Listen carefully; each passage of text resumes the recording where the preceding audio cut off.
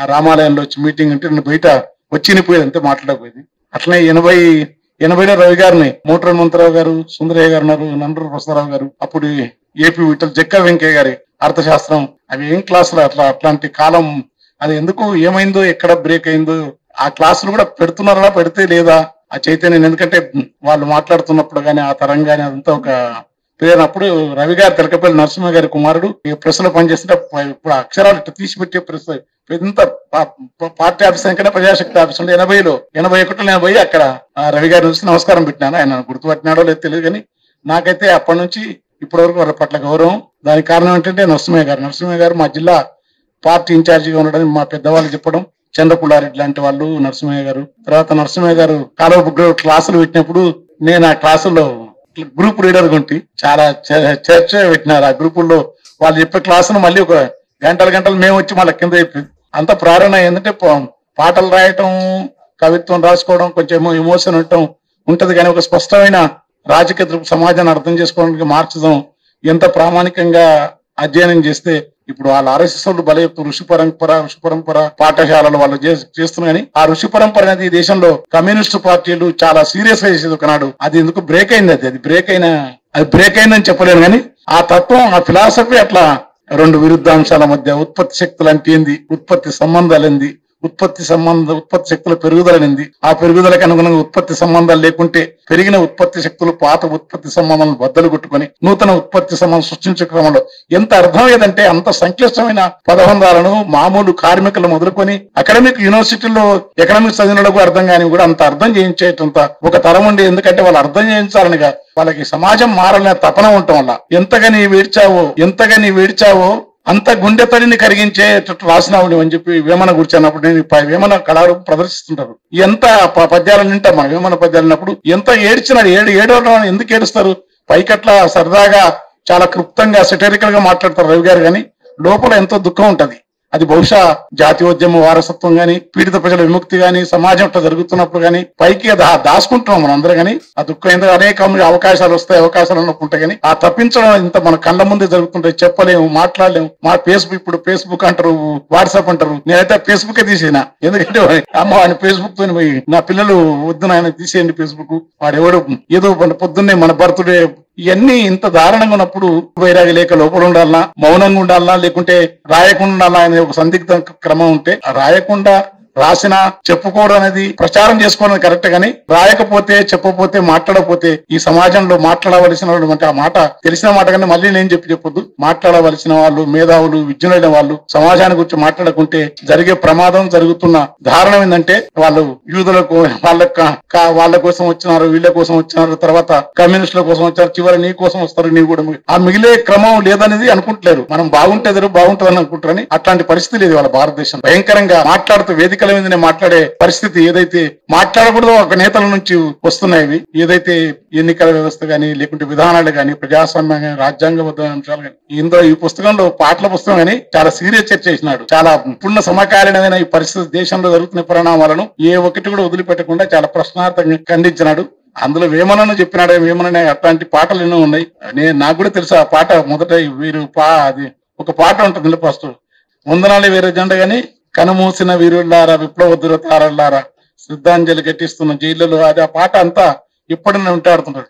అట్లాంటి పాటలు ఆరుద్ర కమ్యూనిస్ట్ అన్న వారి పుస్తకాలు, మిగతా పుస్తకాలు చదివేస్తుంది. నేను రవి గారితో బాగా పరిచయం, నన్ను ఇంటర్వ్యూ చేసినాడు. కానీ నాకేందంటే నేను చెప్పే మన వయసు కాదు, కానీ రవి గారు నాకంటే పెద్దోడు, కానీ సాంప్రదాయ కుటుంబం నుంచి వచ్చి తండ్రి గారు అట్లే కమ్యూనిస్ట్ ఉన్నాడు. తండ్రి చేసినాక మనం చేస్తున్న తరం రెంటాల గోపాలకృష్ణ గారి తర్వాత రెంటాల జయదేవ్ గారు, మా పిల్లలు అది ఉంటారు. కానీ వాళ్ళ అట్లా ఇవ్వడం అనేది నాకు బాగా నచ్చుతుంది. ఎందుకంటే మన పిల్లల్ని ఎక్కడ చేస్తున్నాము, ఏమైతుంది, ఎందుకనేది. వారు కమ్యూనిస్ట్ పార్టీలో ఉండి ఇప్పుడు ఎందుకంటే ఒక కొత్త వాదం చేస్తారు. కమ్యూనిస్ట్ పార్టీని వాడుకొని అగ్రకులాల నుంచి వచ్చిన వాళ్ళు అసలు వాడుకోనికి ఏముంటది, కమ్యూనిస్ట్ పార్టీలో వాడుకోనికి ఏముంటది, జైళ్ళు, లాఠీలు, తూటాలు. ఎవరన్నా హుషారుగా కొందరు అది ఎందుకంటే వాడుకునే మాట చాలా నాకు, ఎందుకంటే మా తరకు అందుకు దినకరు కందికొంటారు అవసరం ఉండే అందరు కోటంలోకి ఎత్తు ఆయన. అసలు నేను కోఆపరేటివ్ ఆఫీసర్ గా, సబ్ డివిజన్ ఆఫీసర్ గా చూస్తే సొసైటీ ప్రెసిడెంట్ పీరియడ్ లో మినిట్స్ బుక్, క్యాష్ బుక్ అన్ని వెరిఫై చేసినాను. చేస్తే ఒక 60,000, 1,00,000, 3,00,000 ఫ్రాడ్ ఉంది. ఆయన పీరియడ్ లో 5 పైసలతో సహా లెక్కలు ఉన్నాయి. ఎవరని తీసి చూస్తే ఆయన కందికొండ రామస్వామి కమ్యూనిస్ట్. అట్లా ఒక తరం ఆ తరం సుందరయ్య గారు అలుపు లేని నడక పేద దినక పార్టీ ఇచ్చిన పాత సైకిలే వాళ్ళకు పెద్ద సుఖవంతమైన సౌకర్యవంతమైన కానిక పొట్టి చెత్తల చొక్క పాత చెప్పుల జోళ్ళు బాట కాన వాళ్ళు నడిచి ఒక త్యాగధనమైన బాట నరసింహయ్య గారి పట్ల అలాంటిది ఉండేది. ఆ తరం వెళ్ళిపోతున్నారు అంటే అట్లాంటి ఒక తరం పోతున్నప్పుడు ఇప్పుడున్న వాళ్ళు ఎందుకెక్కడ బ్రేక్ అవుతుంటే మారింది. మా ఉట్టి మాట మారితే ఎప్పుడు మారిన తల్లి చనుబాలు మారవు, సూర్యోదయం మారదు, వెన్నెల మారదు, పొలాల్లోని పండుల్లో పొలాలు తీసుకుంటే వాటిలో ఉన్న మధు ఒక ఆరోగ్యవంతమైన రసం మారదు. మనిషి మాత్రం మారుతారు అన్నది క్యాపిటలిజం. అదంతా ఫోకస్, అది క్యాపిటలిజం మారాల్సిన అవసరం లేదు. కంటికి కనపడకున్నా వీసే గాలి నిజం, వీణులు వినలేకున్నా అవనీ పరుగు నిజం, తనువుల దాగిన్న సూర్యుని వేడి నిజం, తాపము నదిలించే గంగా పొదుగు నిజం, తనువుల ప్రసరింప సూర్యుని వేడి నిజం, నిజాలకే మసిబూసే క్యాపిటలిజం కమ్యూనలిజం ఎప్పటికి కాదు, నిజం ఇవి కాదు అవి అసలు. కానీ యూత్ పోతుండ్రు, పిల్లలు పోతుండ్రు. అదేంటంటే సోషల్ మీడియా వాళ్ళు ఇంతమంది ఉన్నారు మేధావులు. ఏం చేద్దాం మనం కూడా ఒక వ్యాసం నాగసూర్య వేణుగోపాల్ గారు గాంధీ మీద రాసినాడు. ఇందులో కొన్ని పాటలు నాకు బాగా నచ్చినాయి. అది మన కమ్యూనిస్టులు అంటే ఆ పాటల్లో మనం భక్తి వద్దనుకుంటే నిజంగానే మనం నమ్మం, అదంతా వేరు. మనం పెరియార్ లాకనం ఇంకో రకంగా రాస్తే ఇప్పుడు ఉంటే చాలా మంచి పాట నాకు అనిపించింది. ఆ పాట గురించి కొద్ది వివాదం కూడా అవ్వచ్చు, కానీ నాకు ఎందుకు నచ్చిందంటే భక్తి గురించి చెప్తారు, భక్తి ఎట్లుండాలని. భక్తి మీకు మనకు అర్థం కాదు, కానీ వాళ్ళ భక్తి అంటే సమర్పం, కొట్టడం, తిట్టడం.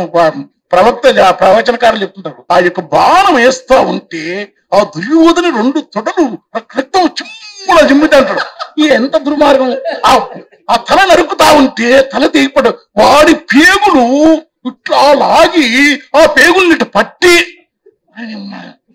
రమణ మహర్షి ఎక్కడా, రామకృష్ణ పరమహంస ఎక్కడా, ఈ పుస్తకంలో వేమన ఎక్కడా, అక్కమాదేవి ఏంది, అల్లమాప్రభ ఏంది, దాసమయ్య ఏంది, ముకుందురు ఏది, భారతీయ తత్వం ఏంది, వీరబ్రహ్మం ఏంది, శ్రీ సిద్ధనాగార్జునుడు ఏంది, ఇవన్నీ పోయి ఆ పేగులు తీస్తా ఉంటే ఒరే ఎవడ్రా ఏమిరా నీవు వారి ఇట్లా వాడన్నాడు మా దగ్గర పని చేస్తాడు వాడు, ఏమిరా నీవు ఏమిరా ఆశేంది.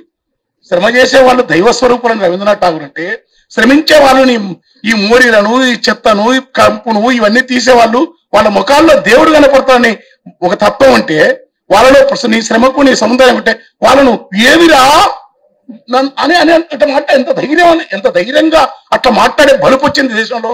అలాంటి బలుపు ఎందుకు వచ్చిందంటే మనం అందరం ఏంటంటే తల వంచుకొని పోతా ఉన్నాం. పైగా ఈ వాదాలు ఇచ్చిన ఎవరైనా ఆంధ్ర తెలంగాణ వచ్చింది అయిపోయింది. ఇక మళ్ళీ ఇక పట్టుకొని ఆంధ్ర ఎవరైనా రవి లాంటి వాళ్ళు రచన వచ్చినకు తెలంగాణ అంటే నిఖిలేశ్వర గారి కంటే, జ్వాలాముఖి, నగ్నముని వీళ్ళందరికంటే అది కాదు కదా పోరాటం. ఇక వచ్చింది అయిపోయింది. అది ఇక మళ్ళీ మొదలుపెట్టి ఈ అన్యాయాలన్నీ మర్చిపోతున్నాం. కులవాదం జరగాల్సిందే. కానీ ఉన్నవ లక్ష్మీనారాయణ లాంటి వాళ్ళు కూడా వాళ్ళ కోసం రాస్తే ఆయన బ్రాహ్మణుడిగా ఎక్కడ చదవద్దు చెప్పాలా, ఈ బ్రాహ్మణుడిగా చదవద్దు, అరుంధతి చదవద్దు, లేకుంటే ఈ వదత్వం అంటే మొత్తం ఇదంతా మనకు ముక్కలు ముక్కలు ముక్కలు ముక్కలు దళితులకి ఈ సమూహానికి ఇది మైనార్టీ ఇక అయిపోయి ముక్కలు అయిపోయిన తర్వాత వాళ్ళ దేశంలో ఇట్టినప్పుడు మనకు వేమనను తీసుకురావాలా. ఈ పాటల్లో నాకు తెలిసిన భక్తి ఎట్లా ఉండాలని రాసినాడు. భక్తి దేవునికి పేద కులము అదే చెప్తా, గొప్ప ఒకటేనని నీతి చెప్పవా, దేవుడిచ్చినట్టి దేహ గతిని చూడవా, దేవలాన గొంతెత్తే పాట పాడవా, సేవలతో దైవానికి ఆరతీయవా, భావాలను మేళవించి భజన చేయవా, మనిషిలోని మలినాలను శుద్ధి చేయవా, స్వార్థములో మునిగితోలు చింత నీడవా, పరమార్థము వెలిగించే పుంత చూడవా. ఇలాంటి ఒక భక్తి రావాలి. ఈ భక్తి రాకపోతే మనమంతా నాస్తికులం. మన ఖచ్చితంగా నాస్తికత్వం కూడా శంకరాచార్యుడే నాస్తికం అని చెప్పినాడు. అద్వైతులు చాలా మంది మతాన పరిపూర్ణాచార్యులు ఈ అచలం బోధన చేస్తున్నాడు. నాస్తికం అనే పుస్తకం రాసినాడు. నా చేయవున్నా నాకు తెలియదు ఆ భాష, కానీ నా చేయవున్న రుద్రం విష్ణువు పృథివీ వాయువు నా తేజో సర్వశూన్య నిరాలంబం, మేలైన ఆకాశ పృథివీ జలం అగ్ని గాలితో కూడిన మూలం లేదు ఈ జగత్తుకు అని చెప్పి వాళ్ళే చెప్తారు. భారతీయ తత్వం అదంతా పక్కకు పోయి ఇక ఉన్నారు అవతారంలో వాడు పనిచేశాడు కనుక వాడిని జన్మలో వాడిని చంపడం వల్ల నేను నీ చేతిలో చచ్చిపోతున్న స్వామి నాకు ముఖ్యమేనా అంటాడ. ఏంది ఇది ఎందుకు అంటాడు మనసు అని చెప్తుంటారు వీళ్ళు. అసలు వీళ్ళకి ఇలా ఇంగిత జ్ఞానం ఎక్కడం అయింది. ఇది ఎందుకు ఇట్లా ప్రచారం అవుతుంది, ప్రభావం ఎట్లయితుంది. కానీ మనం కూడా చెప్పాలి. అశోకవనం అంటే శోకం లేని వనం రా, కుంభకర్ణుడు అంటే మూర్ఖుడు కదరా. గాలిని కుంభించి రేచకం ద్వారా గాలిని పీల్చి ఒక క్షణం వదిలి ఒక క్షణం ముక్కు ద్వారా తీసుకొని కొంతమంది మహాయోగులు కదా. ఒక క్షణం కాదు, ముక్కు ద్వారా గాలిని పీల్చి గాలిని కుంభించి చెవు ద్వారా రేచకం ద్వారా వదిలినాడు కుంభకర్ణుడు. అది 6 నెలలు గాలిని ఆపడం వాటిని చెప్పగలిగే ఒక ప్రత్యామ్నాయ సంస్కృతిని మనం తేవాలి. రాతి బొమ్మకేల రంగైన వరుడు వేమన తత్వాన్ని తీసుకురావాలా. అక్కమాదేవి నగ్నతంతో తొరిగిన తత్వం తేవాలా. లేకుంటే వీరబ్రహ్మం గారి చిల్లరాళ్లకు మొక్కుతూ ఉంటే చిత్తము చెడునుల ఒరేవరి అని చెప్పి అన్న విగ్రహాలను నశించిన తత్వాన్ని తీసుకురావడం. భారతీయ తత్వం రమణకృష్ణ రమణ మహర్షి లేక మోక్షం అంటే ఎక్కడో లేదు, స్వర్గం నరకం నీ ఆలోచన ఉంది, నీ ఆలోచన నుంచి విముక్తి నీకు స్వర్గం రా, నీ దేవుడిని ఎక్కడని చెప్పి రమణ మహర్షి తీసుకురావాలి. ఈ పరంపర తీసుకురాకుండా ఏమైందంటే మనం కొద్దిమంది కూర్చొని మాట్లాడితే ఈ దేశంలో జరిగే పరిణామాల్లో బలైపోతాం. అందుకని భారతీయత అనేది సిద్ధ, అమనస్క, అచల, అఘోర తత్వం కూడా వీళ్ళు చెప్పే అఘోరం వాడు చెప్పే మోసాలకి సలగదు. సాంప్రదాయ విట్నెస్ ధనాగార్జున నుంచి మొదలుకొని వచ్చిన ఈ తత్వాన్ని కర్ణాటకలో చేయడం వల్ల, ఆ భావజాలం ఉండటం వల్ల మొన్న ఎలక్షన్ లో చాలా మంచి మార్పు ఇచ్చినారు. తమిళనాడులో ఒక ప్రత్యేకమైన కల్చర్ ఉంది, రావణ్ అంటారు ఆవలిస్తే.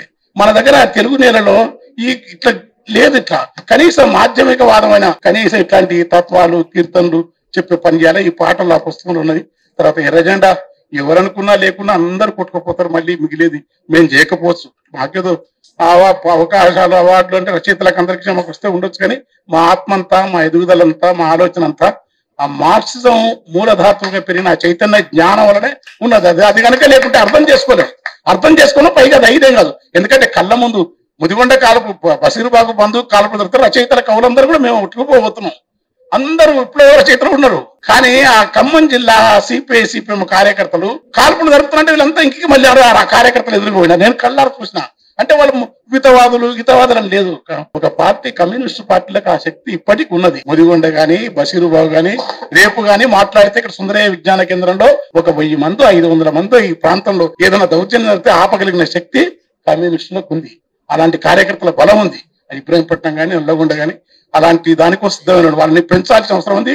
ఈ మధ్యతరగతి మేధావులు కూడా మీరు దేవుని పూజించుకొని మీరు ఏ మతానికి సంబంధించలేదు. నాకు కూడా నేను హిందూ మతాన్ని దేవుని తిట్టిన కానీ పూజించుకుని, కానీ మనకు కూడా నీ నిజమైన భక్తిని కాపాడుకోవాలంటే నువ్వు కనీసం కాసిరెడ్డిని ఆయన సత్రంలో పోయి పూజ చేసుకోవాలంటే అట్లాంటి కాసిరెడ్డిని ఆయన ఉండొద్దు. ఇంకేముండదు, మనకు ఏమీ లేకుండా ఒకడే చేస్తారు, దేవుళ్ళు చేస్తారు. వాళ్ళు సూర్యుని శ్రీశైలం పోతుంది. అలాంటిది ఉండాలంటే కమ్యూనిస్టులు ఉండాలి. కమ్యూనిస్టులు ఎందుకంటే నీ భక్తులు, నీ ఆలోచనలు, నీ మనసులు అలాంటి ఉండే పరిస్థితి ఉండాలా. దానికోసం దళితులు, ఇతర వర్గాలు వాళ్ళ అస్తిత్వం కోసం వాళ్ళు రాస్తారు. కానీ ఈ రాసే తమ అస్తిత్వాన్ని ఏదైతే పాడతావో నీకు అనుగుణంగా లేని వాళ్ళని దూరం చేసుకోవడంలో చాలా పెద్ద ప్రమాదం జరుగుతుంది. ఎందుకంటే మనం 20% దళితులు అనుకో, అగ్రకులాల్లో ఎంత కాదంటే 20%, 15% ఉన్నాడుకో, ఈ 15%లో 10% మంది ఆ రోజు ప్రోగ్రెసివ్ ఆలోచించేది రచయితలు. వీళ్ళందరూ ఏమంటే ఎందుకు ఆయన దళితులంతా మమ్మల్ని వద్దంటారు, మేము రాయని ఇక్కడికి వచ్చినారు, మేము తెలంగాణ మేము వద్దు ఆయన మాకెందుకు మేము వద్దు, మాకు వద్దు, ఈ బాధనే వద్దు అనుకుంటాం.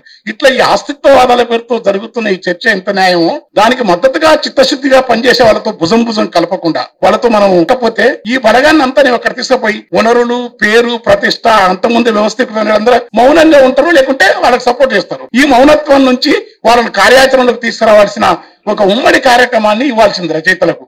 ఆ రచయితలకు ఇచ్చే కార్యక్రమంలో భాగంగానే రవి గారు ఎంత తపనతో ఈ పుస్తకాలు అంటూ ఆయన వారికి తెలియదా, బాగా ప్రబంధ సాహిత్యం చదువుకున్నాడు, బాగా భావుకత్వం, కృష్ణశాస్త్రి గీతాలని తెలుసు, హాయిగా నండూరు కనకల్ల వెంకటరత్నం కానీ నండూరు సుబ్బారావు గారు లెక్క అద్భుతంగా రాయపూడి సుబ్బారావు భావగీతాలు రాసుకోవచ్చు. కానీ సమాజం మన చుట్టూ ఉన్నది మేము. ఎందుకంటే నేను కమ్యూనిస్ట్ పార్టీలో పడుతుంది, నేను కూడా చిన్నప్పుడు రాసేది. నేను హాయిగా చాలా సినిమాలు భావగీతాలు రాసుకునే సినిమాలు రాసే పాటలని నాకు అట్లాంటివి కూడా రాస్తాను, అది కాదు ప్రశ్న. కానీ ఈ లోకం ఉండడం ఎందుకంటే నా కోసం, నేను ఎవరి కోసం విముక్తి కాదు, నేను పడ్డ ఈ బాధలు గాని, నేను అనుభవించిన ఈ వివక్షత గాని, ఈ దుర్మార్గం గాని, నీ చుట్టుతున్న క్రౌర్యం గాని, భరించలేని క్రౌర్యాన్ని వేమన ఎట్లయితే తెలిసిండో మనం ఏడుస్తున్నాం కానీ వేమనలాగా రాస్తలేం. మనం పోరాటం చేసినాం, కనీసం పద్యము, వచనము, పాటు, గేయము, కథనం, ఒక త్యాగపూరితమైన ఆ దారిని ప్రశ్నించి వాళ్ళ నాన్నగారు చనిపోతే నాకు బండి డ్రైవర్ ఎప్పుడన్నా వస్తే టెంపరీ డ్రైవర్ అప్పుడే నేను స్వతహాగా నా బండి నడుపుకుంటా, నాకు బండి ఎంత దూరం నడుపుతుంది లేదు. నరసింహయ్య గారి మీద కమ్యూనిస్టు పార్టీ భక్తుని మా ఇక్కడి నుంచి హైదరాబాద్ నుంచి నేను నా సొంత బండి నడుపుకుంటే అంతే ఇక్కడ కట్టలే. నేను అసలు వచ్చే ఫస్ట్ టైం బండి ఎంత హైవేలో బండి నడిపితే భయం అని అది దలువలే. ఎందుకంటే ధైర్యం కాదు, ఒక మనం వచ్చిన దారి అంత గొప్పది.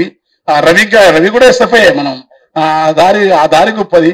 వాళ్ళు లేకుండా మిత్రులు ఎవరైతే చెప్పండి, పీడితులు కానీ దుఃఖితులు కానీ, వాళ్ళలో కొన్ని లోపాలు ఉంటాయి. ఏ పార్టీలైనా ఎక్కడైనా కమ్యూనిస్టులు కూడా కొన్ని పొరపాటు చేసి ఉంటారు. కానీ పీడిత ప్రజలకు వాళ్ళు పర్సస్తోనే కానీ, భీమిరెడ్డి నరసింహారెడ్డి గారు కానీ, సుందరయ్య గారు కానీ, వాళ్ళంతా ఏం మనుషులు, చంద్రరాజేశ్వరరావు గారు కానీ, సర్వదేవపట్ట రామనాథం మొత్తం భూమిని అంత ఇచ్చేసి 300 ఎకరాలు ఇచ్చి భూమి ధర పెరిగిన తర్వాత రిజిస్టర్ చేయమంటే, ఖమ్మం కుడికాలో భూమి ఇచ్చిన తర్వాత 300 ఎకరాలు ఇచ్చినాక ఆయన మొత్తం ధర పెరిగి 3 లక్షల మనిషికి రైతులు ఒక 2-3 లక్షలు ఇచ్చిన 4 లక్షల మనిషికి ₹1,00,000 తీసుకొని కొన్ని 2-3 కోట్లు తీసుకొని వచ్చినారు. వచ్చింది మాకు పట్టా ఏమంటే, మీరు పైసలు ఇస్తే చెయ్యండి అని అంటే, తక్కువ ఇస్తే చేస్తున్నాం చేద్దాం అనుకున్నాం. అది కాదు, మీరు డబ్బులు తీసుకోకండి రండి అని చెప్పిన తర్వాత మొత్తం పట్టా చేసిన తర్వాత 2.5 ఎకరాలు మిగింది.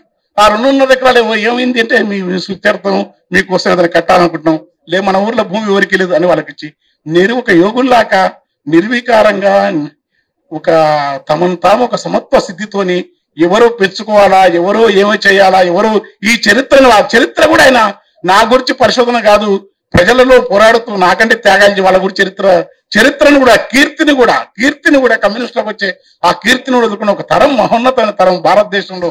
మనం ఎట్లయితే రాముడు, కృష్ణుడు, భగవద్తుడు అని అవతారాలు ఎట్టగిస్తాం, అంతకంటే గొప్ప ప్రజల కోసం అంకితమైన అవతార పురుషులు లాంటి పాత తరం కమ్యూనిస్టులు, కొత్త తరంలో పోరాడుతున్న జేఎన్యూలో అమ్మాయి 23 కుట్లు పడితే నేను పోయినాను అక్కడికి. 23 కుట్లు పచ్చిగున్నప్పుడే మళ్ళీ వచ్చి జేఎన్యూలో పిడికిలెత్తి అక్కడ యూనియన్లో గెలిచిన. అట్లా సెంట్రల్ యూనివర్సిటీలో కొత్త తరం సెన్సిబుల్ కమ్యూనిటీ. మీరు అనుకుంటారు ఏమి రాలేదు పిల్లలు అనుకుంటారు, కానీ జేఎన్యూ, పాండిచేరి, గుజరాత్ లో ఢిల్లీ యూనివర్సిటీ, అక్కడ పిల్లలంతా ఇలాంటి పుస్తకాలు చదివి వాళ్ళు చాలా సెన్సిబుల్ గా ఉత్తమ మనుషులు తయారవుతున్నారు. అది సాహిత్యానికి ఉన్న పరమార్థం. మన భావనా ప్రపంచం, మనకందరూ బాగుండాలి, ప్రపంచం బాగుండాలి, ఆకాశం బాగుండాలి, వెన్నెల బాగుండాలి, పూలు చిరునవ్వు వర్ణాలు సాంద్రత గంధాలు పున్నాగ దర్శన గన్నేరుపులి అనంత కాంతి పుంజముల నుంచి ఎనిగిరి నిరంతరము వెలుగు పూలు ఇట్లా తెల్ల రాసుకోవచ్చు మనం. ఇవన్నీ కూడా వీటన్నిటిని కూడా కాపాడబడాలంటే, ప్రకృతి కాపాడబడాలని, మనిషిలోని ప్రేమ భావుకత్వం, ప్రణయ భావాన్ని కాపాడబడాలన్నా, ఏదైనా ఆరోగ్యమైన ఉండాలంటే దానికి కమ్యూనిస్టులు అవసరం. అందుకే రవి గారు అవసరం. Thank you.